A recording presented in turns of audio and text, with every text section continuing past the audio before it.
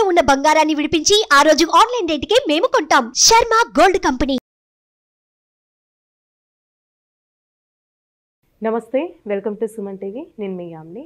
ప్రస్తుతం మనతో ఉన్నారు ప్రముఖ ఆధ్యాత్మికవేత్త, ప్రముఖ జ్యోతిష వాస్తు పండితులు సుభాష్ శర్మ గారు ఉన్నారు. గురుగారితో మాట్లాడి మనకున్న సందేహాలను అడిగి తెలుసుకుందాం.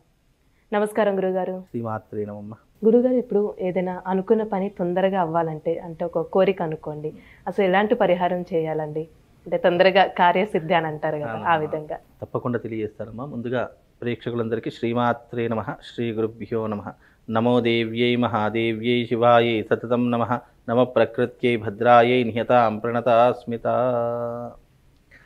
ఇక్కడ కార్యసిద్ధి అంటే మనం అనుకున్నటువంటి కోరికలైనా సరే, అనుకున్నటువంటి పనులైనా సరే, ఎలాంటివైనా సరే అనుకున్న వెంటనే జరగాలి అని అంటే గనక దానికి కొన్ని వస్తువులను ప్రధానంగా మన దగ్గర పెట్టుకోవాలి అని చెప్పేసి కొన్ని ధర్మాలలో కొన్ని శాస్త్రాల్లో చెప్పడం జరిగింది. అంటే మనము ఏదైనా కోరికను లేదంటే ఏదైనా కార్యము ఏదైనా పని అనుకొని మనం కొన్ని రోజులు వెయిట్ చేస్తూ ఉంటాం. అది ఈ పని అయితే నాకు బాగుంటుంది. ఉదాహరణకి ఉద్యోగస్తులు ఉన్నారు, నాకు మంచి ఉద్యోగం రావాలి, అనుకున్న పని వెంటనే అయిపోవాలి అని చెప్పేసి కొంతమంది కోరికలు అనుకుంటూ ఉంటారు. కొంతమంది నాకు తొందరగా పెళ్లి కావాలి, మంచి భర్త రావాలి, మంచి జీవితంలో స్థిరపడాలి అనేటటువంటి వాళ్ళు కొంతమంది ఉంటారు. కొంతమందికి రాజకీయంలో మంచి ఎదుగుదల కావాలి, మంచి ఎదుగుదలతో పాటు మంచి సపోర్ట్ కావాలి, మంచి నామినేటెడ్ పోస్ట్ కావాలి అనేటటువంటి కోరికలు కొన్ని ఉంటాయి. ఇవన్నీ కూడా కార్యసిద్ధి అనుకూలత అని పేరు.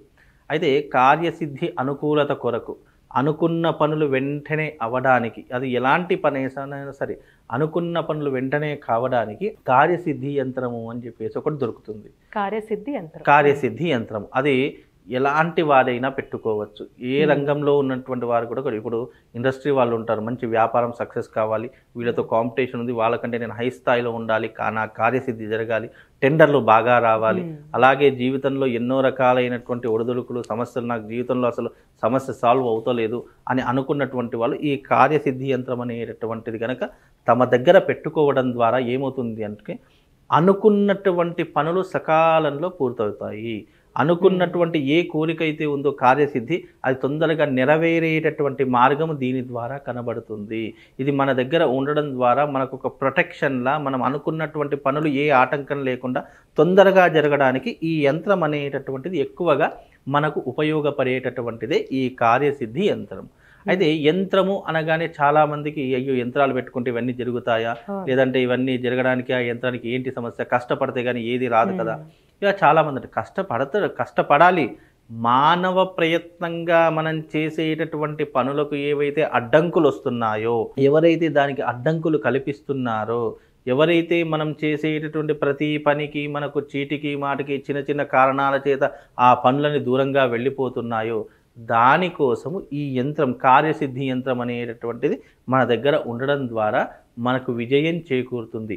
అనుకున్నటువంటి పనులు వెంటనే పూర్తయిపోయే అవకాశము ఈ కార్యసిద్ధి యంత్రం ద్వారా కలుగుతుందమ్మా. అంటే ఈ యంత్రం అనేది చాలా పెద్దగా ఉంటుందండి, లేకపోతే పాకెట్ టైప్ అంటారు కదా? అయితే వాస్తవం. అయితే ఇది పెద్దగా ఉండేటటువంటి యంత్రం కాదు. కార్యసిద్ధి యంత్రము పనుల కోసము మనం పెట్టుకునేటటువంటి యంత్రం కాబట్టి ఈ యొక్క యంత్రము ద్వారా ఏమవుతుంది అని అంటే కనుక అది మన పాకెట్లో ఉండడం ద్వారా మనం ఎక్కడికి వెళితే అక్కడ పనులన్నీ పూర్తి కావడం కోసము, ఎక్కడికి వెళితే అక్కడ మన మాట నెగ్గడం కోసము మనం పెట్టుకునేటటువంటిదే ఈ కార్యసిద్ధి యంత్రం. ఇది పెట్టుకోవడం ద్వారా మనకి అన్ని రకాలుగా మేలు జరిగేటటువంటి అవకాశం ఉంటుందమ్మా. దాని ద్వారా మీరు అన్నట్టుగా కార్యసిద్ధి జరిగేటటువంటి అవకాశము ఆ యంత్రం ద్వారా కలుగుతుంది. అంటే యంత్రం అనేది బయట దొరికిద్ది అంటారా అండి? ఆ యంత్రం ఎక్కడా దొరకదమ్మా. మేమే స్వయంగా తయారు చేసి అది పేరు మీద ఎవరైతే యంత్రం కావాలి అని ఆర్డర్ చేసుకుంటారో వాళ్ళ పేరు మీదుగా అర్చన చేసేసి పూజ చేసి దానికి చేయవలసినటువంటి క్రతువులన్నీ చేసి అది వాళ్లకు అందించడం జరుగుతుంది. తద్వారా వాళ్ళకి ఏమవుతుందంటే కార్యానుకూలతతో పాటు కార్యసిద్ధి, ఎలాంటి కార్యమైనా సరే ఎలాంటి ప్రయత్నమైనా సరే వెంటనే నెరవేరేటటువంటి అవకాశం, చిటికెలో నెరవేరేటటువంటి అవకాశము ఆ యంత్రానికి ఉన్నటువంటి శక్తి. అంటే యంత్రానికి చాలా శక్తి ఉంటుంది. అది మన దగ్గరికి వచ్చి చేరితే గనక మన మానవ ప్రయత్నానికి ఆ యంత్రాన్ని జోడిస్తే గనక తప్పకుండా అందులో విజయాన్ని సాధించవచ్చు. ప్రతి ఒక్క పని కూడా తొందరగా సకాలంలో పూర్తవుతుంది. అంటే యంత్రం ఉంది కదా గురువుగారు, ఎప్పుడు మన దగ్గర ఉంచుకోవచ్చా? అంటే ఒకవేళ కోరిక పని అయిపోయిన తర్వాతకి లేదమ్మా, అది ఆ యంత్రం అనేటటువంటిది సర్వకాల సర్వావస్థల యందు మీ దగ్గరే ఉండాలి. కోరిక అయిపోయింది కదా అని చెప్పేసి యంత్రాన్ని విసర్జన చేయడం కానీ పడేయడం కానీ చేయకూడదు.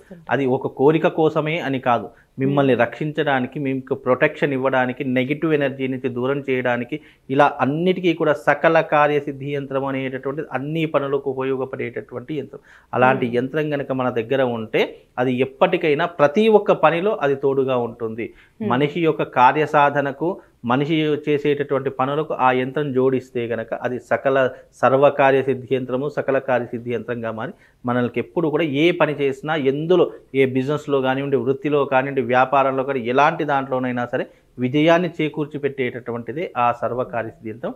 దాని ద్వారా మనకు అన్ని విజయాలే చేకూరుతాయి. అంటే ఈ యంత్రానికి సంబంధించిన నియమాలు అంటూ ఉన్నాయండి, ఒకవేళ తీసుకున్న తర్వాతకి ఏ విధంగా ఉపయోగించాలి? అయితే యంత్రానికి ఒకే ఒక్క నియమం అనేటువంటిది, ఎప్పుడైనా యంత్రానికి అంటు ముట్టు అనేటటువంటిది ఉండకూడదు. ఎందుకంటే అది యంత్రము, దాంట్లో శక్తి ఆపాదన ఉంటుంది కాబట్టి.